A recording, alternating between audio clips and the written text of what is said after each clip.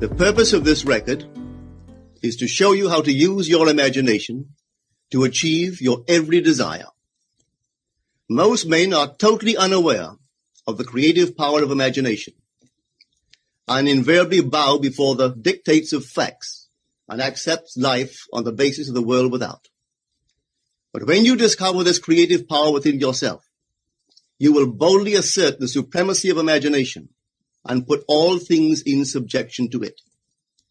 When the man speaks of God in man, he is totally unaware that this power called God in man is man's imagination. This is the creative power in man. There is nothing under heaven that is not plastic as potter's clay to the touch of the shaping spirit of imagination. Once a man said to me, "You know, Neville, I love to listen to you talk about imagination. But as I do so, I invariably touch the chair with my fingers and push my feet into the rug just to keep my sense of the reality and the profundity of things."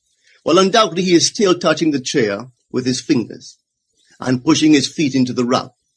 But now let me tell you another one who didn't touch with her fingers and didn't push that foot of hers onto the board of the streetcar. It's the story of a young girl, just turned 17. It was Christmas Eve, and she is sad of heart. For that year, she had lost her father in an accident, and she's returning home to what seemed to be an empty house. She was untrained to do anything, so got herself a job as a waitress. This night is quite late, Christmas Eve. It's raining. The car is full of laughing boys and girls home for their Christmas vacation. And she couldn't conceal the tears. Luckily for her, as I said, it was raining. So she stuck her face into the heavens to mingle her tears with the rain. And then holding the rail of the streetcar, this is what she did. She said, "This is not rain, but this is spray from the ocean. And this is not the salt of tears that I taste, but this is the salt of the sea in the wind. And this is not San Diego. This is a ship, and I'm coming into the Bay of Samoa." And there she felt the reality of all that she had imagined. Then came the end of the journey, and all are out. 10 days later, this girl received a letter from a firm in Chicago saying that her aunt, several years before, when she sailed for Europe, deposited with them $3,000 with instructions that if she did not return to America, this money should be paid to her niece. They had just received information of the aunt's death and were now acting upon her instructions. 1 month later, this girl sailed for Samoa. As she came into the bay, it was late that night, and there was salt of the sea in the wind. It wasn't raining, but there was spray in the air, and she actually felt what she felt 1 month before, only this time she had realized her objective. Now, this whole record is technique. I want to show you today how to put your wonderful imagination right into the feeling of your wish fulfilled, and let it remain there and fall asleep in that state. And I promise you from my own experience, you will realize the state in which you sleep if you could actually feel yourself right into the situation of your fulfilled desire and continue therein until you fall asleep. As you feel yourself right into it, remain in it until you give it all the tones of reality, until you give it all the sensory vividness of reality. As you do it, in that state, quietly fall into sleep. And in a way you will never know, you could never consciously devise the means that will be employed, you will find yourself moving across a series of events leading you towards the objective realization of this state. Now here is a practical technique. The first thing you do, you must know exactly what you want in this world. When you know exactly what you want, make as lifelike a representation as possible of what you would see and what you would touch and what you would do and physically moving in such a state. For example, suppose I wanted a home, but I had no money, but I still know what I want. without taking anything into consideration, I would make as lifelike a representation of the home that I would like, with all the things in it that I would want. And then, this night, as I would go to bed, I would, in a drowsy, sleepy state, the state that borders upon sleep, I would imagine that I am actually in such a house, that were I to step off the bed, I would step upon the floor of that house. Were I to leave this room, I would enter the room that is adjacent to my imagined room in that house. And while I am touching the furniture and feeling it to be solidly real, and while I am moving from one room to the other in my imaginary house, I would go sound asleep in that state.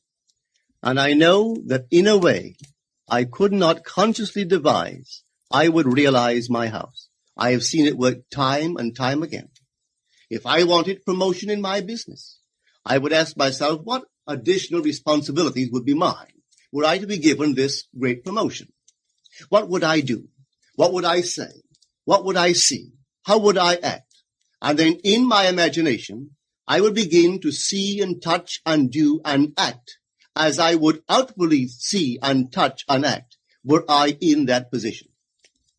If I now desired the mate of my life, were I now in search of some wonderful girl or some wonderful man, what would I actually find myself doing that would imply that I have found my state? For instance, suppose now I was a lady. One thing I would definitely do, I would wear a wedding ring. I would take my imaginary hands and I would feel the ring that I would imagine to be there. And I would keep on feeling it until it seemed to me to be solidly real. I would give it all the sensory vividness I am capable of giving anything. And while I am feeling my imaginary ring, which implies I am married, I would sleep. This story is told us in the Song of Songs, or the Song of Solomon. It is said, "At night on my bed, I sought him whom my soul loveth. I found him whom my soul loveth, and I would not let him go until I brought him into my mother's house, right into the chamber of her that conceived me."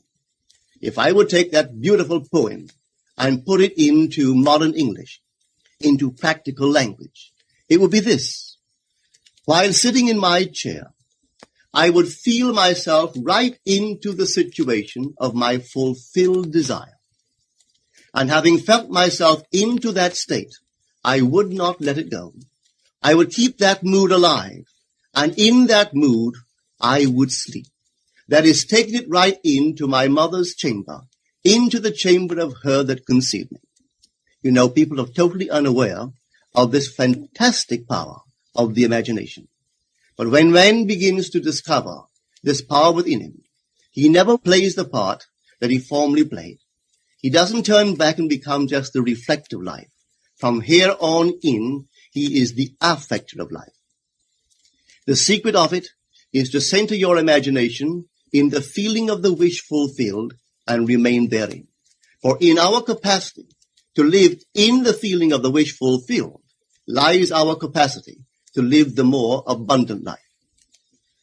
Most of us are afraid to imagine ourselves as important and noble individuals, secure in our contribution to the world, just because at the very moment that we start our assumption, reason and our senses deny the truth of our assumption. We seem to be in the grip of an unconscious urge, which makes us cling desperately to the world of familiar things and resist all that threatens to tear us away from our familiar and seemingly safe moorings. But I appeal to you to try it.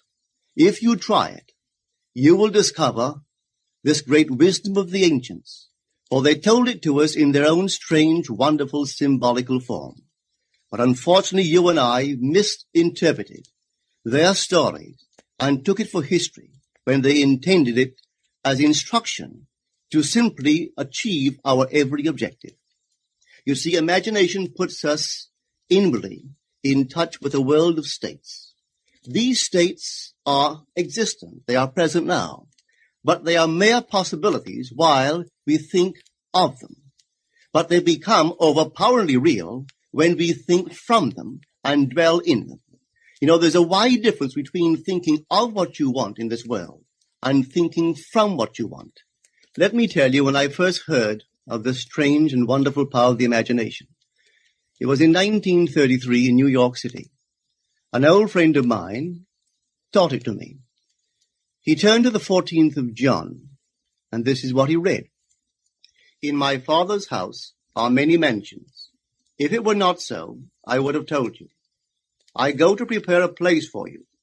And if I go and prepare a place for you, I will come again and receive you unto myself, that where I am, there ye may be also. He explained to me that this central character of the Gospels was human imagination.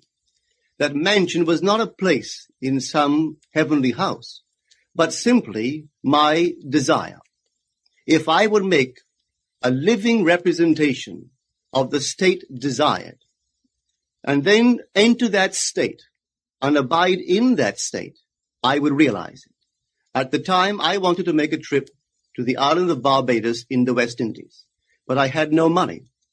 He explained to me that if I would that night, as I slept in New York City, assume that I was sleeping in my earthly father's house in Barbados, and go sound asleep in that state, that I would realize my trip. Well, I took him at his word and tried it. For 1 month, night after night, as I fell asleep, I assumed I was sleeping in my father's home in Barbados. At the end of my month, an invitation from my family came, inviting me to spend the winter in Barbados. I sailed for Barbados the early part of December of that year. From then on, I knew I had found this Savior in myself. The old man told me that it would never fail. Even after it happened, I could hardly believe that it would not have happened anyway. That's how strange this whole thing is. On reflection, it happens so naturally. You begin to feel or to tell yourself, well, it would have happened anyway. And you quickly recover from this wonderful experience of yours. It never failed me if I would give the mood, the imagined mood, sensory vividness. I could tell you unnumbered case histories to show you how it works. But in essence, it's simple. You simply know what you want. When you know what you want, you're thinking of it. That is not enough.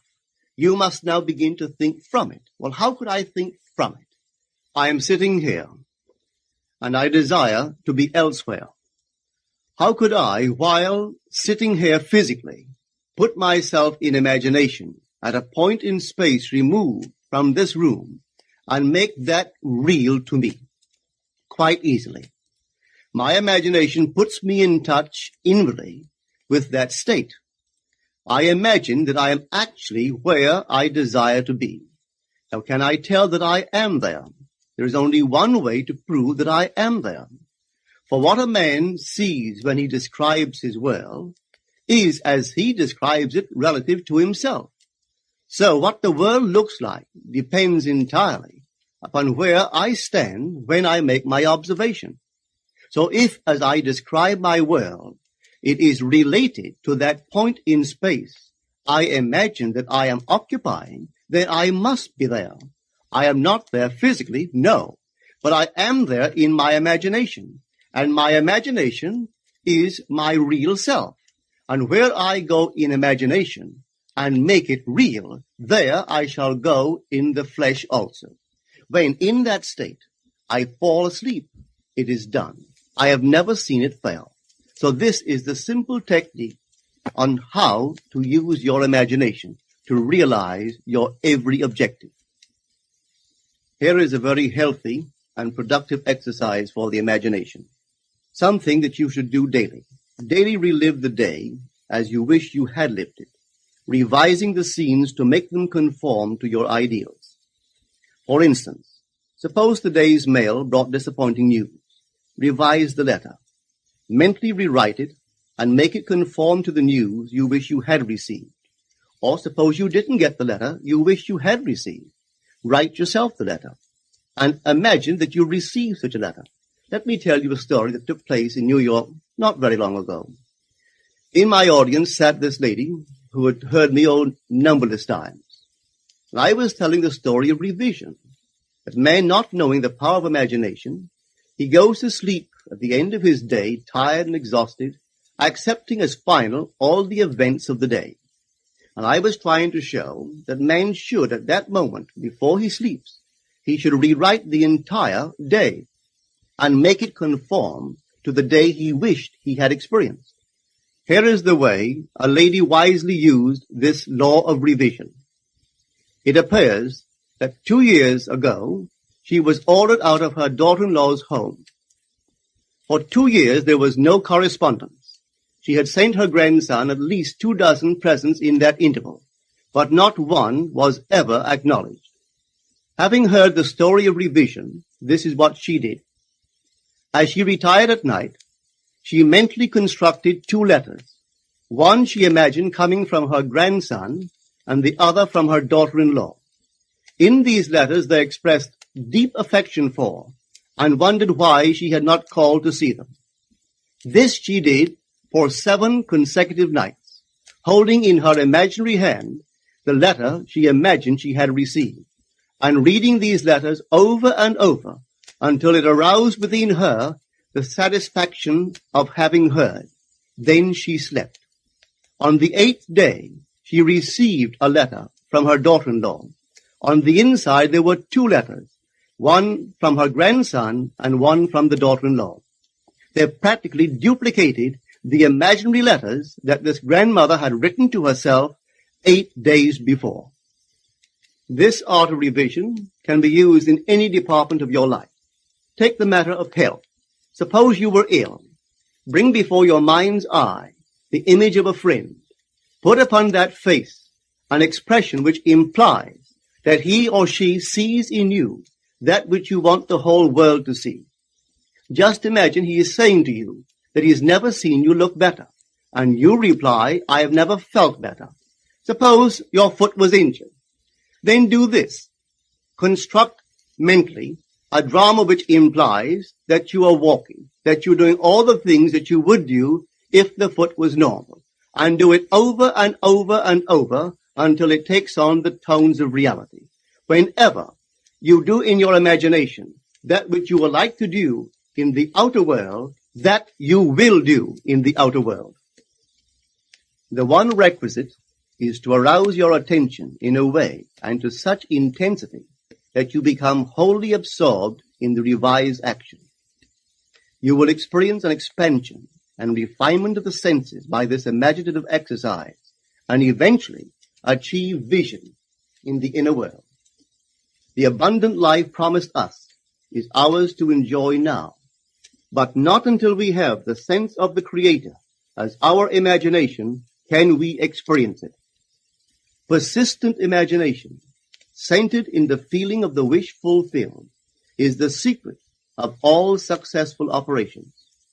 This alone is the means of fulfilling the intention. Every stage of man's progress is made by the conscious, voluntary exercise of the imagination. Then you will understand why all poets have stressed the importance of controlled, vivid imagination. Listen to this one by the great William Blake. In your own bosom you bear your heaven and earth, and all you behold, though it appears without, it is within, in your imagination, of which this world of mortality is but a shadow. Try it, and you too will prove that your imagination is the Creator.